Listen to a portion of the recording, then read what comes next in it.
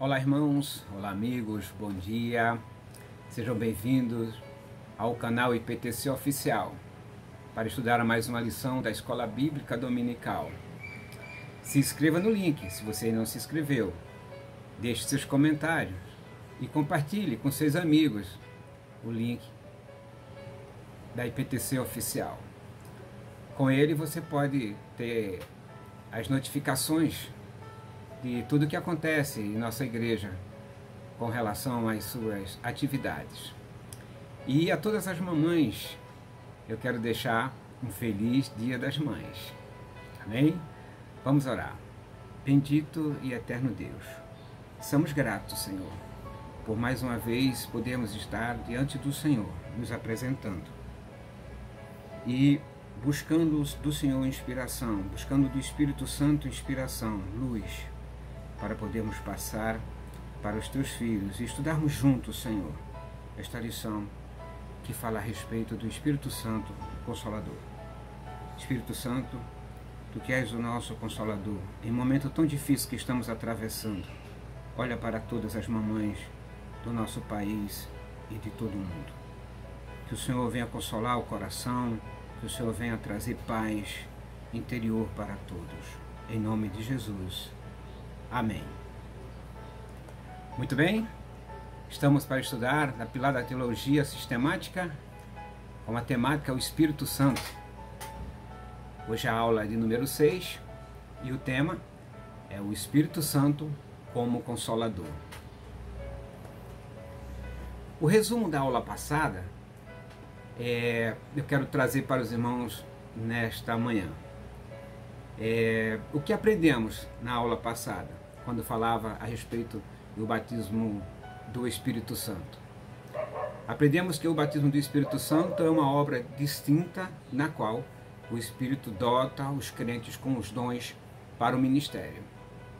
E que o livro de Atos, o Espírito Santo, foi derramado sobre 4 grupos: judeus, samaritanos, prosélitos e gentios, indicando que todos estavam incluídos na igreja.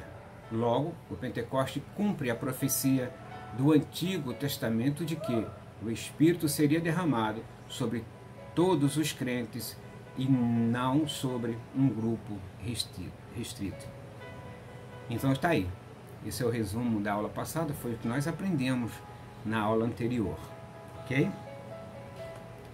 Muito bem, irmãos. Temos aqui os textos bíblicos, que está em João 14, versículos 16 a 18, e Atos 19, de 1 a 7, e em Romanos, capítulo 8, versos 26 e 27, e Gálatas, capítulo 4, e o verso 6. Vou fazer a leitura em João 14, 16, 18, ok? Você pode pegar a sua Bíblia e depois com calma ler também, ok? Se você já estiver com a sua Bíblia aberta ou com o seu aplicativo, pode fazer isso, ok? Então João capítulo 14, versículos 16 a 18, que diz assim: E eu pedirei ao Pai, e Ele lhe dará outro conselheiro para estar com você para sempre, o Espírito da verdade. O mundo não pode recebê-lo, porque não o vê nem o conhece. Mas vocês o conhecem, pois ele vive com vocês e estará em vocês. Não os deixarei órfãos, voltarei para vocês. Agora, o livro de Atos dos Apóstolos, capítulo 19, e os versículos de 1 a 7. Ok? Vamos ler. Enquanto Apolo estava em Corinto, Paulo, atravessando as regiões altas, chegou a Éfeso. Ali encontrou alguns discípulos e lhe perguntou: Vocês receberam o Espírito Santo quando creram? Eles responderam: Não, nem sequer ouvimos que existe o Espírito Santo. Então, que batismo vocês receberam? Perguntou Paulo. O batismo de João, respondeu eles. Disse Paulo: O batismo de João foi um batismo de arrependimento. Ele dizia ao povo que cresce naquele que viria depois dele, isto é, em Jesus. Ouvindo isso, eles foram batizados em nome do Senhor Jesus. Quando Paulo lhe impôs as mãos, veio sobre ele o Espírito Santo e começaram a falar em línguas e a profetizar. Eram todos uns 12 homens. Em Romanos capítulo 8, e versículo 26 e 27, diz o seguinte: da mesma forma, o Espírito nos ajuda em nossas fraquezas, pois não sabemos como orar, mas o próprio Espírito intercede por nós com gemidos inexprimíveis. Aquele que sonda os corações conhece a intenção do Espírito, porque o Espírito intercede pelos santos de acordo com a vontade de Deus. Em Gálatas capítulo 4, verso 6, diz o seguinte: e, porque vocês são filhos, Deus enviou o Espírito de seu Filho aos seus corações, o qual clama, Abba, Pai. O objetivo desta lição, irmãos, é o seguinte: com essa lição queremos que vocês percebam que Jesus é o nosso primeiro Consolador, em sua função de advogado diante do Pai, e que o Espírito Santo é o outro Consolador, o qual é substituto de Jesus depois da sua ascensão. Logo, o Espírito Santo atua como nosso ajudador. Geralmente nós temos perguntas no final, né? Mas os irmãos já observaram nas últimas lições que as perguntas estão vindo antes. E por que está vindo antes as perguntas? Para que vocês comecem já a trabalhar as suas respostas, né? E de alguma forma fique mais interativo, né? Embora que seja uma aula gravada, mas você pode, como eu falei, acessar o link depois e fazer o seu comentário, deixar o seu comentário. Se você não entendeu, deixar suas dúvidas, as suas perguntas, e logo em seguida, ou posterior a isso, nós vamos tentar responder para vocês, ok? Então, muito bem, nós temos aqui 4 perguntinhas. São perguntas fáceis porque a própria lição já contém as suas respostas. Muito bem, a primeira pergunta diz o seguinte: quem foi o nosso primeiro Paráclito? E a lição de a pergunta de número 2 diz o seguinte: qual era o significado de Paráclito na antiguidade, nos tempos bíblicos? E a pergunta número 3: quais são os 2 aspectos da palavra Consolador? E a pergunta número 4: que conforto nos traz a certeza de que o Espírito Santo cumpre fielmente sua função de Paráclito? Muito bem, então, se você não anotou, depois vai ter a oportunidade de rever a lição, anotar e fazer as observações e responder as perguntas. Muito bem.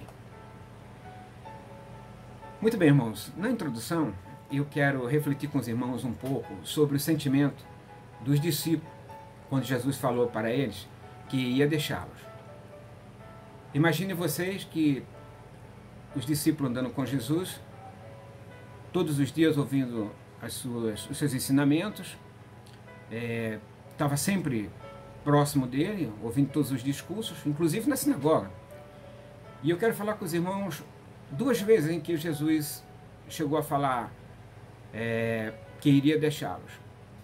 Muito bem, eu quero somente puxar um pouco a atenção dos irmãos numa perspectiva de uma possível, vamos dizer assim, buscar lá atrás um pouquinho do assunto, que é para poder nós colocarmos ele dentro da expectativa dos discípulos, ok? Muito bem. Em João capítulo 7, verso 33 a 36, Jesus estava ensinando no templo, ok? Jesus ensinando no templo, era a festa das cabanas, mas Jesus estava no templo e ali ensinando para os judeus. Ele, já quase no final dos seus ensinamentos, chegou para ele e falou o seguinte: eu estou com vocês apenas por um pouco de tempo, e logo irei para aquele que me enviou. Vocês procurarão por mim, mas não me encontrarão. Onde eu estou, vocês não podem vir. Os judeus disseram uns para os outros: onde pretende ir este homem, que não o possamos encontrar? Para onde vive o nosso povo espalhado dentre os gregos, a fim de ensiná-los? O que ele quis dizer quando falou: vocês procurarão por mim, mas não me encontrarão, e onde eu estou, vocês não podem vir. E ficou a confusão na cabeça dos judeus. Os discípulos estavam lá, e é por isso que estou chamando a atenção nesse aspecto. Os discípulos estavam ouvindo isso que Jesus falou. No capítulo 8, no dia seguinte, Jesus volta para o templo a ensinar. E quando Jesus estava ensinando, também já lá no finalzinho, ele cita a mesma coisa, ele fala a mesma coisa para os judeus. No capítulo 8, e no versículo 21 e 22, Jesus fala de novo. Mais uma vez, Jesus lhes disse: eu vou embora, e vocês procurarão por mim, e morrerão em seus pecados. Para onde eu vou, vocês não podem ir. Isso levou os judeus a perguntar: será que ele irá matar-se? Será por isso que ele diz: para onde eu vou, não podeis ir? Mas aí, irmãos, uma coisa interessante. Jesus promove um jantar, que é que nós conhecemos como a grande ceia, na ceia da Páscoa, num grande cenáculo, ali todos reunidos, no capítulo 13 de João. E naquela reunião importantíssima ali para Jesus dando aquela demonstração, quando os irmãos lêem o capítulo todo, do capítulo 13, vocês vão ver que foi uma lição de humildade, uns ensinamentos para toda a vida, para nós e para toda a humanidade. Jesus, nesta reunião particular, Jesus disse: meus filhinhos, vou estar com vocês apenas mais um pouco. Vocês me procurarão por mim. Vocês procurarão por mim. E como eu disse aos judeus, agora lhes digo: para onde eu vou, vocês não podem ir. Aí, irmão, aí foi confusão. Pelo seguinte, na cabeça deles, ficaram perdidinhos. E Pedro ficou inconformado. Ele perguntou: Senhor, para onde vais? Jesus respondeu: para onde eu vou, vocês não podem me seguir agora, mas me seguirão mais tarde. Pedro argumentou, perguntou: Senhor, por que não posso seguir-te agora? Imagino como os discípulos ficaram abalados. Ouviram Jesus falar para os judeus 2 vezes seguida, dizendo que ia embora, que não ia ver mais, pondo esta confusão na cabeça dos judeus. Os judeus não entenderam nada sobre isso que Jesus estava falando, mas também os discípulos não entenderam. E nós vemos aqui, no versículo 33 do capítulo 13 de João, eles não entenderam também. Quando Jesus chega para eles e fala que está indo embora e ia deixá-los, a cabeça dele deu um nó. Pedro ficou inconformado, né? E Pedro chegou até a dizer assim: Senhor, eu estou pronto para te seguir, eu estou para ir contigo. E o desfecho dessa conversa, os irmãos conhecem? Quando Jesus fala para ele: não, Pedro, antes que o galo cante, tu vai me negar. 3 vezes tu vai me negar antes que o galo cante. E eu posso até dizer que o caos na cabeça deles ficou instalado, né? Ficou instalado o caos na cabeça dos discípulos. Estamos perdidos. 3 anos, agora a realidade era outra. Depois de 3 anos estando junto com Jesus, vivenciando milagres, prodígios, maravilhas, muitas coisas boas, muitos conselhos bons, não é? Passou pelo filme na cabeça dele: nossa, mas quanto tempo nós estamos andando com o Mestre e agora ele vai nos abandonar. Jesus foi o grande consolador, e é por isso que eu estou falando sobre isso, da expectativa dos discípulos em pensar que ia ficar sozinho. E nós observamos o capítulo 14 abrindo, e quando abre o capítulo 14, na sequência da leitura, Jesus fala o seguinte: não se perturbe ou não perturbe o vosso coração. Creis em Deus, crei também em mim. Jesus foi o grande consolador de seus discípulos, mas agora ele precisava partir e não poderia mais permanecer ao lado de seus discípulos. Entretanto, não deixaria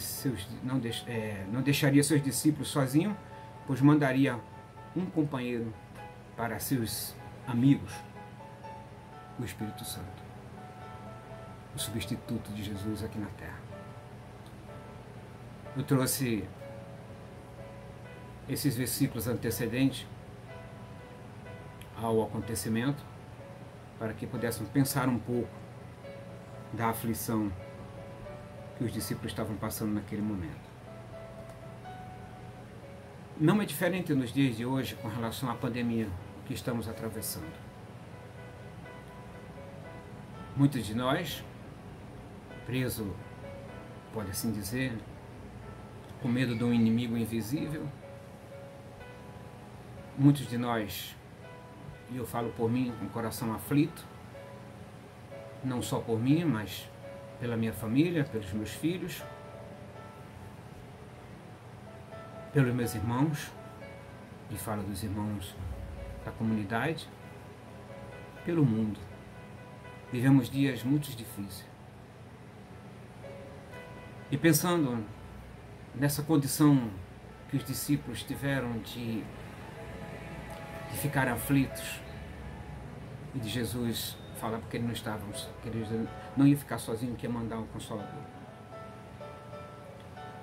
E esse Consolador é quem nos acalma.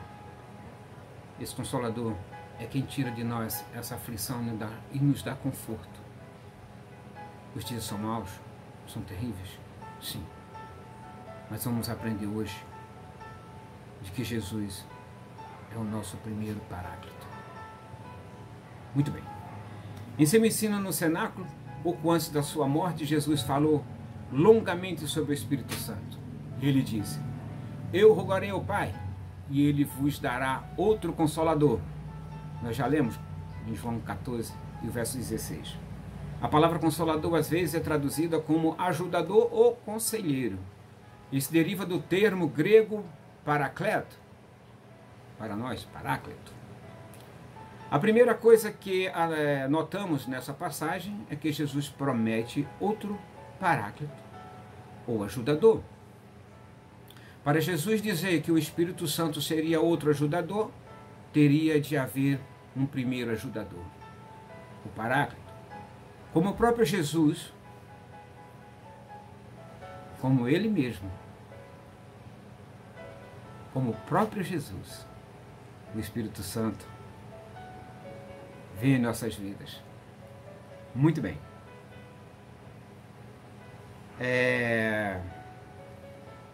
Para Jesus dizer que o Espírito Santo seria outro ajudador, então teria de haver um primeiro ajudador ou Paráclito, como o próprio Jesus, e como ele disse que não nos deixaria só. E João descreve: filhinhos meus, estas coisas vos escrevo para que não pequeis. Se todavia alguém pecar, temos um advogado junto ao Pai, Jesus Cristo, o justo. Sabe o que o João estava dizendo? Que embora Jesus não esteja conosco aqui, presencialmente, não é? Ele está sentado junto ao Pai, intercedendo por nós. E João diz: olha, não peque. Mas se você pecar, não fica desesperado não. Porque nós temos um advogado lá junto de Deus. Nós temos aqui na terra o Espírito Santo, o Paráclito. E nós temos lá no céu Jesus. E o título advogado, dado a Jesus neste texto, é outra tradução da palavra grega Paráclito. Então, não se esqueça, Jesus é o nosso primeiro Paráclito.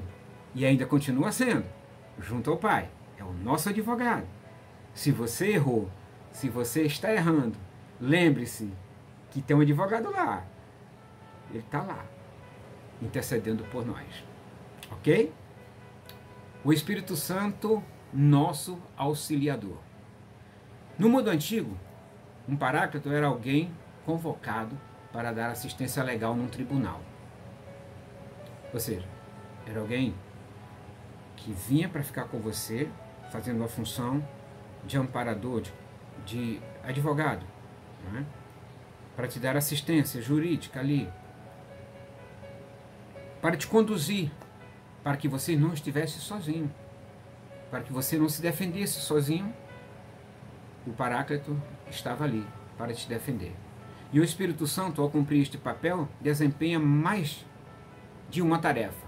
Olha que interessante. Uma delas é o auxílio que ele presta ao crente quando este se dirige ao Pai. Sabia? Que quando você se dirige a Deus, o Espírito Santo faz essa ligação? E sabe por que isso? Paulo escreve à igreja de Roma: também o Espírito, semelhantemente, nos assiste em nossas fraquezas, porque não sabemos orar como convém, mas o mesmo Espírito intercede por nós sobremaneira, com gemido inexprimíveis. E aquele que sonda os corações sabe qual é a mente do Espírito, porque segundo a vontade de Deus é que ele interceda pelos santos. E está em Romanos 8, 26 e 27. Então, amados, entenda bem, quando nós nos dirigimos a Deus em oração, o apóstolo Paulo falou que o Espírito Santo intercede por nós com gemidos inexprimíveis. Ou seja, ele pega a nossa oração da forma que nós fazemos, às vezes muito brusca, né? E leva a Deus num tom que aqui diz que é com gemidos. Ou seja, ele intercede por nós de uma forma tão maravilhosa que chega diante de Deus a nossa oração tão bem traduzida, vamos assim dizer, né? Que Deus não resiste à nossa oração. E sabe por quê?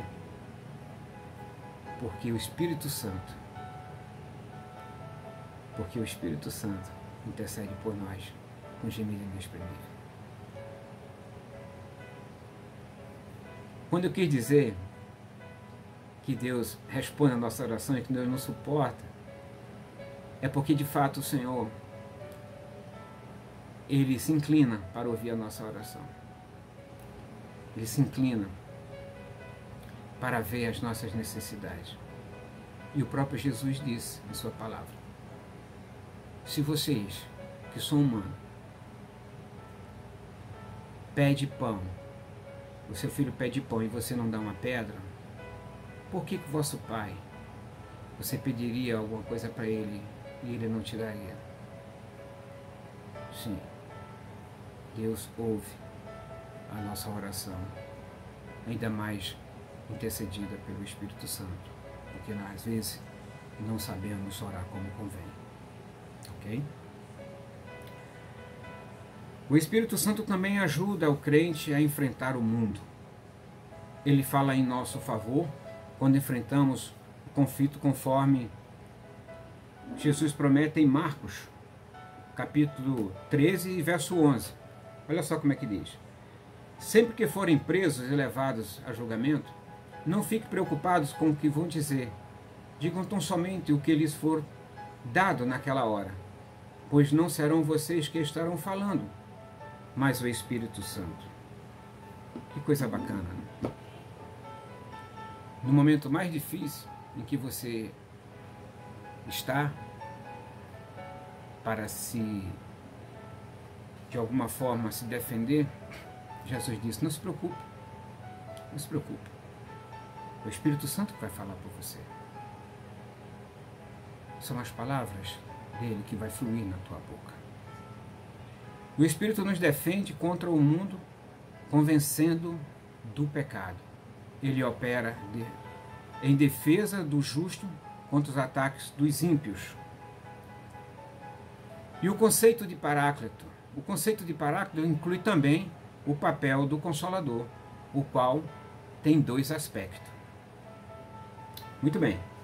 O primeiro aspecto, o Espírito Santo é a eterna fonte de conforto para o crente ferido, abatido e aquele que tem sido abalado pela tristeza. Então, ele nos conforta, não é? Ele é a nossa fonte de conforto. Quando você está ferido, abatido, abalado, triste, como eu já disse no início, em situações que estamos atravessando, só Ele para tranquilizar-nos, só Ele para nos trazer a paz interior. E o segundo aspecto é igualmente importante. A palavra consolador, em sua derivação latina, significa com energia. O Espírito vem a nós quando estamos precisando de poder, que no grego diz dínami. Ele nos capacita com a coragem e ousadia.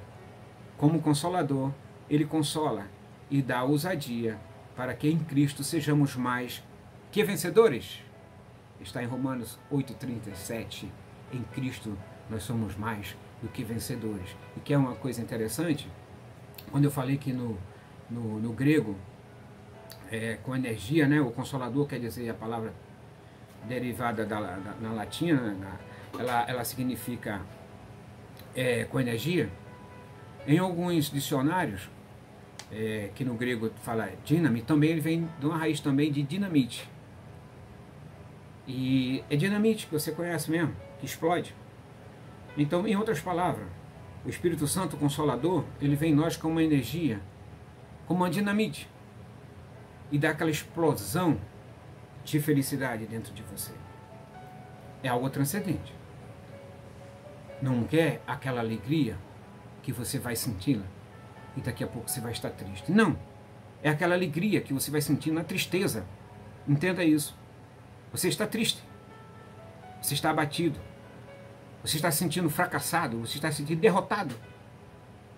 Mas a dinamite, o dínamo, a explosão de energia dentro de você, provocada pelo Espírito Santo, vai fazer com que o teu coração vibre e você sinta muita felicidade dentro de você. E você tem força aí para resistir, para suportar. Então, irmãos, nós temos também a função do Espírito Santo. A função do Espírito Santo, ela era muitíssimo necessário. Era muitíssimo necessário que o Espírito viesse. Seria a sua função.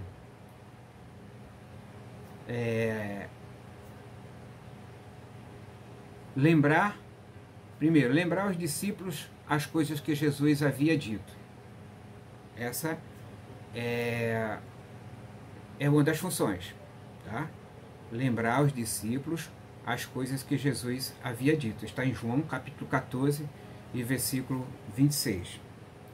Uma outra função é convencer o mundo do pecado, da justiça e do juízo. Então, João capítulo 16, verso 8.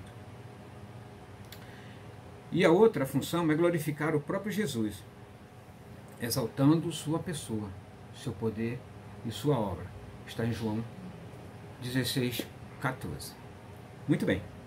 Jesus disse que o Espírito Santo seria enviado para estar sempre com os discípulos. Ou seja, eles não poderiam viver sem este Espírito. Isso nos fala da importância do Espírito Santo para a vida do crente. Não dá para conceber um crente sem o Espírito Santo, pois ele é absolutamente vital para que o crente conheça Jesus e receba a salvação. Um crente sem o Espírito Santo, em hipótese alguma, pode ser crente verdadeiro, pois a presença do Espírito Santo na vida dos discípulos é a garantia de que de fato conhecem a Jesus e pertencem a Ele. E aí nós temos aqui umas referências bíblicas, que eu vou puxar aqui para os irmãos para ler. Deixa eu ver aqui em Romanos capítulo 8, verso 9. Vamos lá. Romanos 8, 9. Entretanto, vocês não estão sob o domínio da carne, mas do Espírito, se de fato o Espírito de Deus habita em vocês. E se alguém não tem o Espírito de Cristo, não pertence a Cristo. Mas se Cristo está em vocês, o corpo está morto por causa do pecado, mas o Espírito que está vivo por causa da justiça. Eu li até o 10. Muito bem. Em Efésios, capítulo 1, verso 13 a 14. Efésios,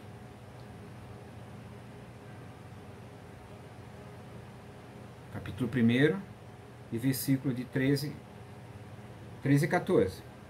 Vamos lá.